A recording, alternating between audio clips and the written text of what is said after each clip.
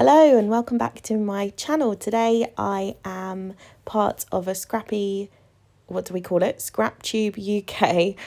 Video Hop, and our theme for today is Fresh Start. There are about 5 or 6 of us involved in this hop. All of the videos will be linked down below in the description box, so you should go and watch. And if you're coming from other channels, then welcome.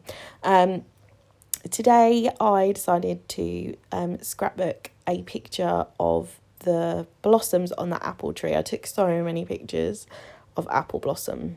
Like, lockdown's driven me insane. And they're all turning into like little tiny apples now. It's very exciting.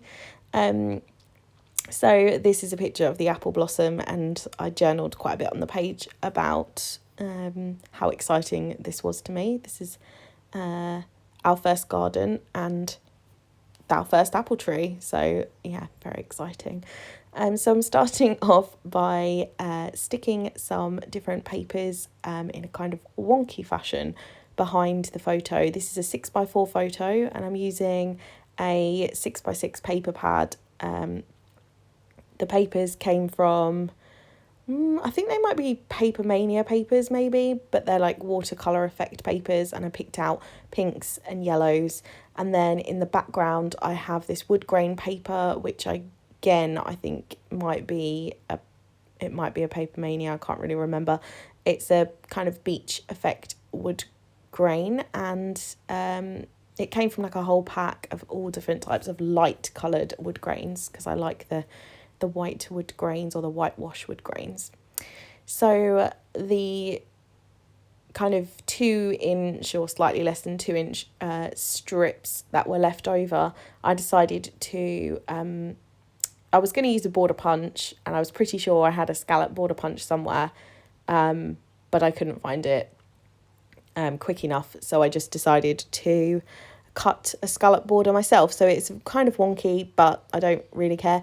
It does look fine. I don't think it is kind of obvious how wonky it is once the whole kind of layout is together. So I was thinking about a kind of diagonal approach here, and I wanted to make some of my own kind of apple tree and apple blossoms. So I'm using a kind of 5-petal, I think it's a 5-petal, maybe it's 6 petals. Anyway, I'm using some dies and my diamond press, and I'm just running 3 different sizes of blossoms through my dies. They've got 6 petals there, look. So I've got a giant one, and then a smaller kind of medium-sized one, and then a teeny tiny one. And then I'm just using my pokey tool and curling the edges of the flowers, and then I'm adding some paint to the edges as well. You see I've skipped ahead a little bit here, and this was a really insanely long video, so there's quite a bit of skipping ahead. So I just got some white paint and then added a tiny drop of pink and a tiny drop of yellow to draw in the colours from the watercolour, and just because the blossoms from the picture had kind of hints of yellow and hints of pink to them. And then I'm splodging a kind of creamy yellow colour in the centre of the flowers as well, where I'm going to layer some tiny enamel-y pearl things. So skipping ahead again, just so you can see they're pretty much drying now, and I'm just curling up the edges, and I'm taking these teeny tiny little enamel pearls. They either came from the Range or Poundland, I think, and I'm just sticking a whole load of those in the centre of the little blossom. So I think I'm sticking about 5 or 6 of them down. I started doing it with my fingers, and my nails were too long, and and the little beads thingies were too tiny.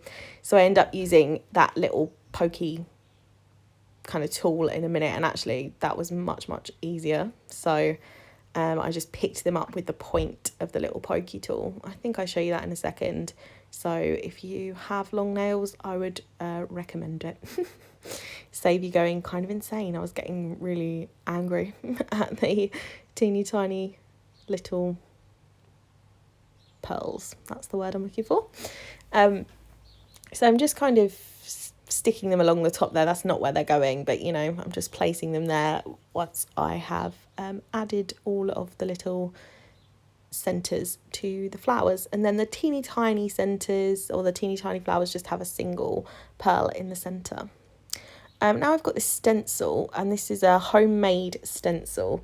I got this as a freebie. I think it's a Wilna stencil, and she was kind of offering them as a freebie as part of one of her art journaling courses.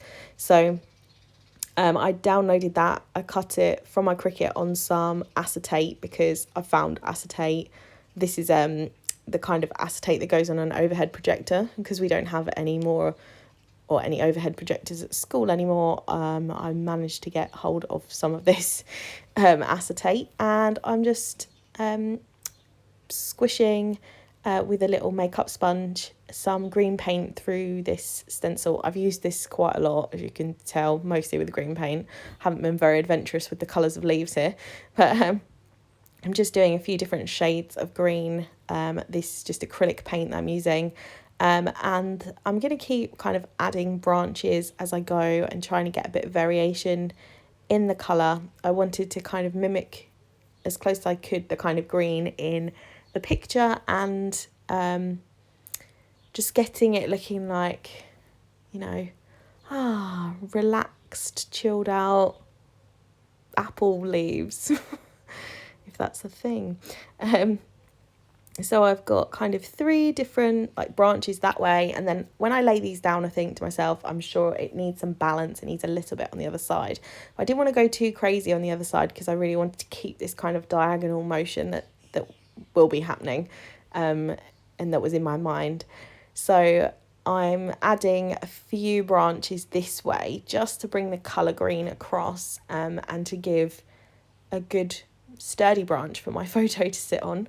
And I do also add some kind of single leaves in a few places as well, just to add a bit of interest to that branch to the side there, because it was looking really samey. So I'm just adding the odd leaf here and there as well.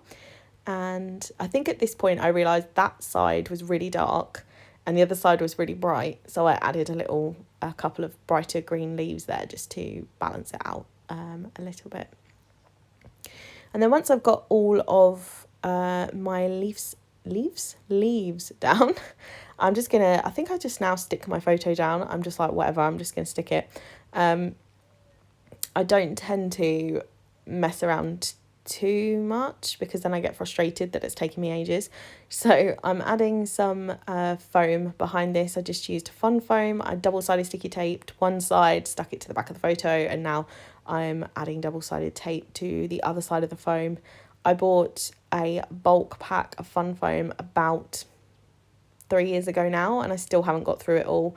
So it was £5, I think, for the big wodge of fun foam, and it's still going. So I think it was probably worth it because I would have got through more rolls of foam tape at kind of £1 a roll much more quickly. So it felt like quite a lot of money at the time, actually, five quid for just that, but it really has lasted a really long time, so I would recommend it. So here I'm just kind of plopping my little blossoms down and thinking about how I might like them to look. And then I thought that these scalloped edges were a little too pristine, I think is the word I'm looking for. I wanted them to look a little bit more rustic because that seems to be the way this kind of layout is going. So I'm just adding a little bit of that mixture of yellow and white and pink paint to the edges of the scallops, and then I'm going to stick them down. So I'm just using quite a fat paintbrush and a fairly dry brush, and I'm just kind of slapping it on there. Not being delicate with it at all because, as I said, it's looking kind of rustic, and delicate and rustic, I don't think they go that well. But and then I'm adding some paint splatters, and I'm just literally added a ton of water to the acrylic green paint that I had used for the leaves. And then I also added a bit of water to the creamy kind of colour as well and splattered that on. Although because of the background, you can't really see that in the end. But I think the green splatters kind of lifted the layout a little bit. I think they did have an impact. And now I'm just kind of roughing up the edges of the little scallop that I've stuck down, and then I'm going to start to stick my flowers down. I'm just using an acrylic glue from the range. I think it's about £1 for the glue itself. I like the glue, although this one appears to be a dud one because I've had loads of them before and they're normally like a nice texture, but this is like a really thick, really thick texture, and I can't squeeze it even out of the tube. So the tube's not even blocked, but it just won't squeeze out. So I think I just got a dud one, but I can just kind of, you know, it's fine. I can work with it. So I've stuck those flowers down because the acrylic glue is quite thick as well. It almost acted a bit like a foam tape, not quite as thick as that, but it did give a little bit of lift to the flowers as well. I've got a little bird there and a few little flowers, the pink flowers and the pink bow you can see. And they came from a Maggie Holmes printable set. And so I just printed those out and cut them with my Cricut. And now I'm adding these puffy, what's the word I'm looking for? Rose gold words. And I just spelt out like hello beautiful because I was worryingly obsessed with them. Just kept staring at them and like laying under the apple tree. But that was mostly because I was obsessed and partly because I was bored because, you know, it's lockdown, isn't it? So I'm just sticking those down, and then I'm going to pick a few. I can't remember what set these were from, sorry. I don't have the packaging anymore for these. And then I'm just sticking down some of the little floral embellishments that came with it as well, and like a little frond that I'm going to stick down as well. And I really like how it's looking, and it's nearly there. I've just added a couple of Amy Tangerine stickers, and I think this is Picnic in the Park. And there's a little heart, and then this circle sticker that says look, which I spent ages deciding where to put that. It's so weird, isn't it, when it takes you forever to decide where to put one sticker. But it was happening, and I just went with it. And then I'm adding some journaling. I'm using a Micron pen in a 0.05, so really thin, because I didn't want it to kind of distract from the layout, and it was looking kind of, well, florally dainty, I suppose. And then I decided to mount it. I really wanted a dark green paper, but I couldn't find any dark green paper to mount the picture on. So I found this pastel-y pink kind of colour, which is a watercolour paper from a paper pad from the works.